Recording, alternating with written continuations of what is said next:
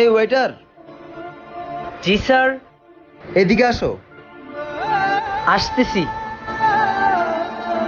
এই যে sir menu card. 2টা থাই স্যুপ দাও, ঠিক আছে? ঠিক আছে স্যার।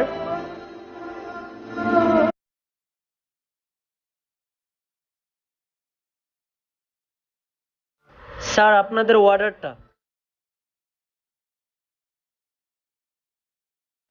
এতক্ষণ লাগে খাবার আনতে? স্যার আমাদের রেস্টুরেন্টে লোক নাই তো, সব কাজ আমাকেই করতে হয়, তাই একটু লেট হয়ে গেছে। তোর সাথে কিসের কথা বলবো? যা, তোর অনারে ডেকে নিয়ে যা। স্যার কি বলবেন বলেন, আমি এই রেস্টুরেন্টের ওনার, আমাকে বলেন।